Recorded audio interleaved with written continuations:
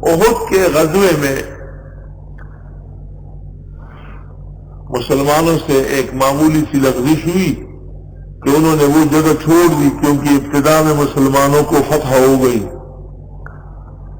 جہاں حضرت نے حکم دیا کہ فتح ہو یا شکست تم یہاں سے اٹھنا نہیں۔ خالد بن ولید جو اس وقت تک مسلمان نہیں ہوئے تھے، مشرکین کا ایک جتھا لے کر کے اسی درے سے آئے۔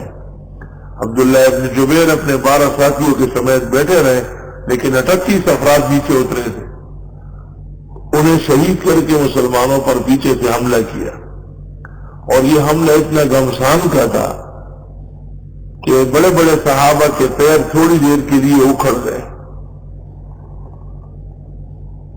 اس دوران رسول اکرم صلی اللہ علیہ وسلم کے سر مبارک میں بھی خود کی کڑیاں گھس گئی اور آپ کے دندان مبارک شہید ہوئے، اور آپ کے سر مبارک سے خون ٹپک رہا تھا، اور آپ فرماتے تھے کیف یفلح قوم، یہ قوم کیسے عذاب سے بچے گی، شجوا راس نبیہم وکسروا رباعیتہ، پیغمبر کے سر کو لہولہان کیا، دان توڑے، وہو یدعوہم الی اللہ، اور وہ ان کو دعوت دینے آئے ہیں اللہ کی طرف۔ اس پر اللہ تعالیٰ نے تسلی دی، لیس لک من الامر شیء، نہیں ہے آپ کو اس بارے میں کوئی اختیار، او یتوب علیہم، کہ اللہ تعالیٰ ان کی توبہ قبول کرے، او یعذبہم، یا ان کو سزا دے دے، فإنہم ظالمون، پس بے شک یہ ظالم ہیں۔ چنانچہ کہتے ہیں کہ ان میں سے اکثر مشرکین ایمان لائے۔ آیت سے بظاہر یہ معلوم ہوتا ہے کہ نبی کو مطلق اختیار نہیں ہے،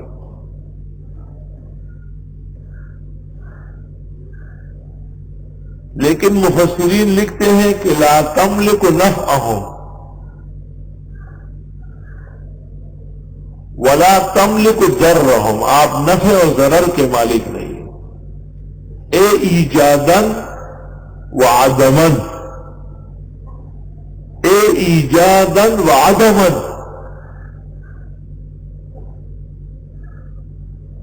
وإلا فأنت شافع ومشفع وحاد ومهتدى ومقتدى لهذه الأمة۔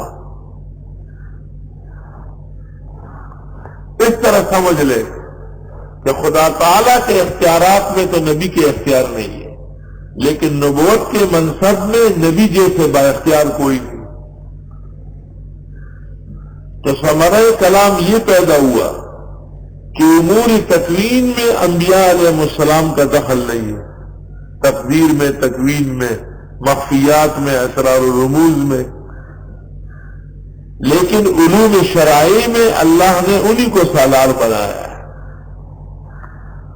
آیت میں رد بلیغ ہے اس فرقے کا جو نبی کو مشکل کشا و حاجت روا سمجھتے ہیں، اور آیت میں رد بلیغ ہے ان لوگوں کا جو معاذ اللہ نبی کو صرف ایک ڈاکیہ سمجھتے ہیں، تو بس آپ کے ذمہ 12 لفافے تھے 12 اماموں کے، وہ دینے آئے تھے، باقی آپ کا کوئی کام نہیں تھا۔ اور پرویز بھی کہتا ہے کہ پیغمبر تو خالی قرآن دینے آئے تھے، آگے پیغمبر کی اطاعت کی کوئی ضرورت نہیں، معاذ اللہ۔ لیس لک من الامر شیء، نہیں ہے آپ کو کوئی اختیار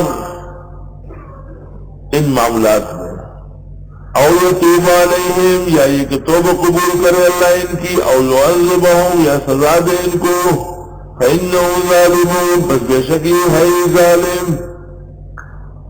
اختیار جب آپ کو نہیں تو کس کو ہے؟ وَلِلَّهِ مَا فِي السَّمَاوَاتِ وَمَا فِي الْأَرْضِ، اللہ ہی کے اختیارات ہیں آسمان و زمین کے، یغفر لمن یشاء ویعذب من یشاء، معاف فرماتے جس کو چاہے، سزا دیتے جس کو چاہے، واللہ غفور رحیم۔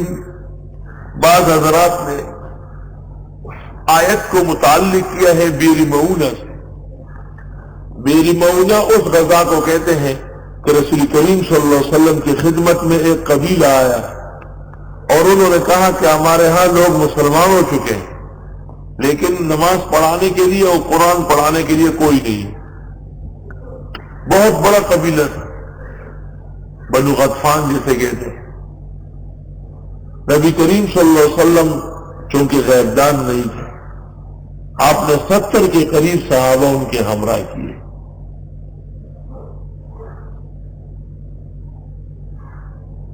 ان میں حضرت عاصم ہے، حضرت طارق ہے، بہت قیمتی صحابہ ہے۔ یہ وہ لوگ تھے کہ کانوا یحتطبون بالنہار، دن بھر لکڑیاں کاٹ کے بیچتے تھے، ویقومون اللیل، ساری رات کھڑے ہو کر عبادت کرتے، نمازیں پڑھتے۔ یقال لهم القراء، اور ان کو پیغمبر کے زمانے میں قاری صاحبان کہتے تھے۔ یہ سب کے سب حفاظ و قراء تھے۔ جب یہ حضرات ایک جگہ تک پہنچے تو انہوں نے پہلے سے 200 تیر انداز بٹھائے، انہوں نے ان پر تیروں کی بارش کی۔ حضرت عاصم اور ان کے رفقات اس وقت شہید ہوئے، اور حضرت طارق کو پکڑ کے مکہ لے گئے، اور بعد میں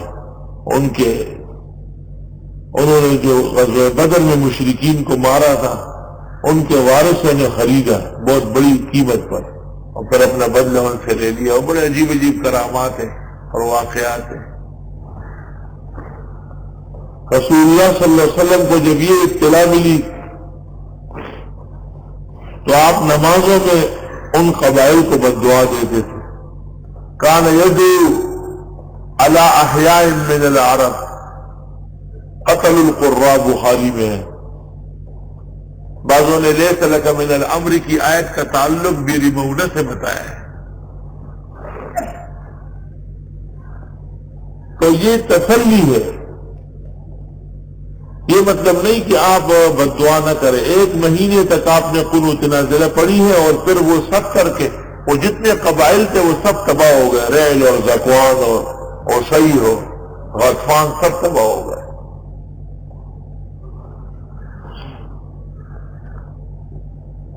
ان جیسی روایات سے امام شافعی نے فجر کی نماز میں راتبہ قنوت پر استدلال کیا ہے، اور امام اعظم اور دیگر مذاہب میں جب تکلیف پیش آئے تو امام قنوت پڑھے گا، ورنہ نہیں۔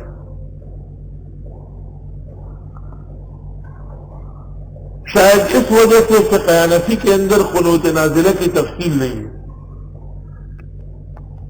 مولانا ظفر احمد عثمانی جب اعلاء السنن لکھ رہے تھے تو حکیم الامت مولانا اشرف علی صاحب نے ان سے کہا کہ مسئلہ قنوت نازلہ احناف کے ہاں منتشر ہے، تم پوری تحقیق کر کے بتاؤ۔ چنانچہ اس وقت قنوت نازلہ کی جو تفصیل اور بس اعلان ہے دنیا کی کسی کتاب میں